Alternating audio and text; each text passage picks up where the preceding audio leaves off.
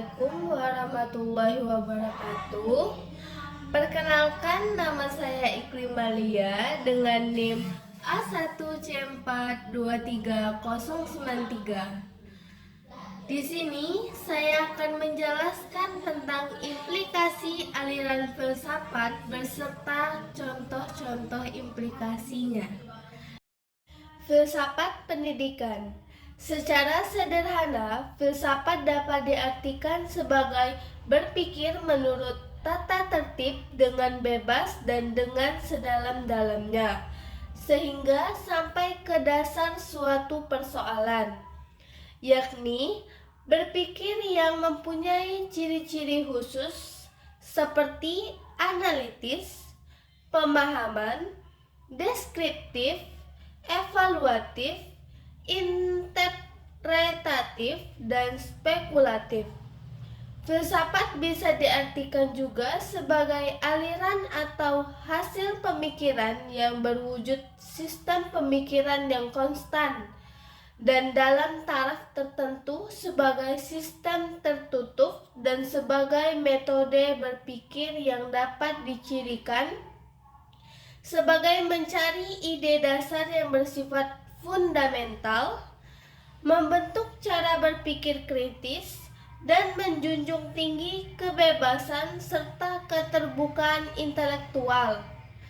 Filsafat pendidikan merupakan aktivitas pemikiran yang teratur, yang menggunakan filsafat sebagai alat untuk mengatur dan menyusun pelaksanaan pendidikan dan menjelaskan nilai-nilai serta tujuan-tujuan yang mengarah berlangsungnya pelaksanaan pendidikan secara tepat.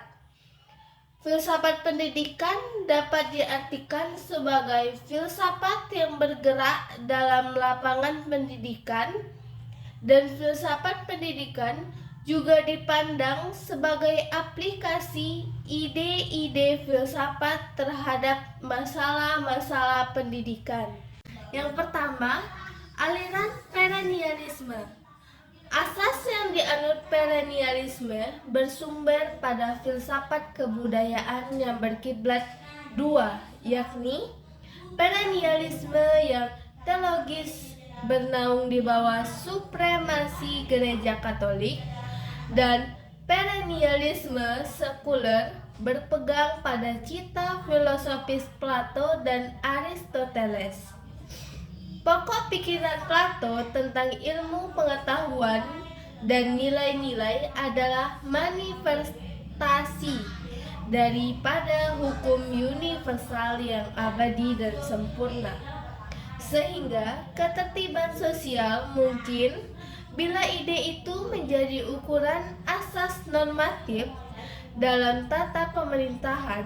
Maka tujuan utama pendidikan adalah membina pemimpin yang sadar dan mempraktekkan asas-asas normatif itu dalam semua aspek kehidupan. Contoh implikasi pada aliran ini adalah perennialisme memandang bahwa tujuan utama pendidikan adalah untuk membantu siswa dalam memperoleh dan merealisasikan kebenaran abadi. Aliran ini menilai bahwa kebenaran itu bersifat universal dan konstan, maka jalan untuk mencapainya adalah melatih intelek dan disiplin mental. Yang kedua, aliran esensialisme. Esensialisme merupakan filsafat pendidikan tradisional yang memandang nilai-nilai pendidikan hendaknya bertumpu pada nilai-nilai yang jelas dan tahan lama, sehingga memiliki kestabilan dan arah yang jelas.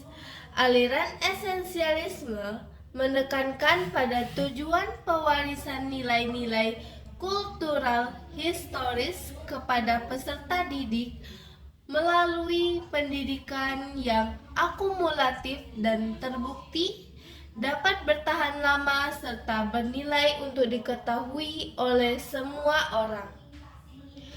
Pengetahuan yang dilaksanakan dengan memberikan skill, sifat, dan nilai-nilai yang tepat, yang merupakan bagian esensi dari unsur-unsur pendidikan. Contoh implikasi pada aliran esensialisme yaitu sekolah-sekolah memprogramkan pendidikan yang bersifat praktis dan memberi anak-anak pengajaran yang mempersiapkan untuk hidup. Contoh sekolah yang mengutamakan kebutuhan dan minat masyarakat adalah sekolah menengah kejuruan.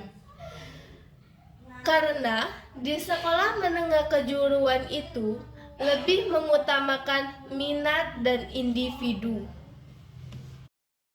Yang ketiga, aliran progresivisme. Aliran progresivisme adalah aliran filsafat pendidikan yang sangat berpengaruh pada abad ke-20 hingga saat ini. Pengaruh itu terasa di seluruh dunia, terlebih-lebih di Amerika Serikat. Usaha pembaharuan di lapangan pendidikan pada umumnya terdorong oleh aliran ini. Aliran ini dihubungkan dengan pandangan hidup liberal, pandangan hidup yang mempunyai sifat-sifat yakni fleksibel, curious, toleran, dan open-minded. Aliran progresivisme memandang bahwa masalah pendidikan adalah masalah hidup dan kehidupan manusia. Proses pendidikan berada dan berkembang bersama proses perkembangan hidup dan kehidupan manusia. Bahkan keduanya pada hakikatnya adalah proses yang satu. Contoh implikasi pada aliran ini yaitu guru melakukan tugasnya dalam praktek pendidikan berpusat pada anak-anak. Anak-anak itu mempunyai peranan-peranan sebagai fasilitator, motivator, dan konselor. Masalah-masalah yang telah dihadapi oleh siswa dalam kegiatan belajarnya sendiri. Aliran rekonstruksionisme. Rekonstruksionisme menghendaki tujuan pendidikan untuk meningkatkan kesadaran siswa mengenai problematika sosial, politik, dan ekonomi yang dihadapi oleh manusia secara global, dan untuk membina serta membekali mereka dengan kemampuan-kemampuan dasar agar bisa menyelesaikan persoalan-persoalan tersebut. Kurikulum dan metode pendidikan bermuat materi sosial, politik, dan ekonomi yang sedang dihadapi oleh masyarakat, termasuk juga masalah-masalah pribadi yang dihadapi oleh siswanya. Kurikulumnya menggunakan disiplin ilmu-ilmu sosial dan metode ilmiah. Contoh implikasi pada aliran ini yakni pendidikan dapat memunculkan kesadaran para subjek didik untuk senantiasa memperhatikan persoalan sosial, ekonomi, dan politik, dan menjelaskan kepada mereka bahwa memecahkan masalah ke semua program itu hanya melalui keterampilan memecahkan problem. Yang terakhir, aliran eksistensialisme. Eksistensialisme adalah salah satu reaksi terhadap peradaban manusia yang hampir punah akibat Perang Dunia Kedua. Aliran eksistensialisme bertujuan mengembangkan keberadaan umat manusia sesuai dengan keadaan hidup asasi yang dimiliki dan dihadapinya. Eksistensialisme menghendaki agar pendidikan selalu melibatkan peserta didik dalam mencari pilihan-pilihan untuk memenuhi kebutuhannya masing-masing dan menemukan jati dirinya, karena masing-masing individu adalah makhluk yang unik dan bertanggung jawab atas diri dan nasibnya sendiri. Contoh implikasi pada aliran eksistensialisme ini yaitu memberikan bekal pengalaman yang luas dan komprehensif dalam semua bentuk kehidupan. Berakhirlah penjelasan dari saya. Terima kasih atas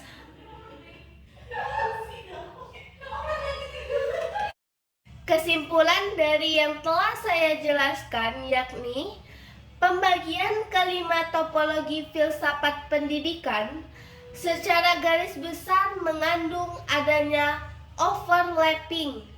Karena itu, tidak mungkin membedakan topologi-topologi itu secara dikotomis, kontradiktif, atau secara diametral.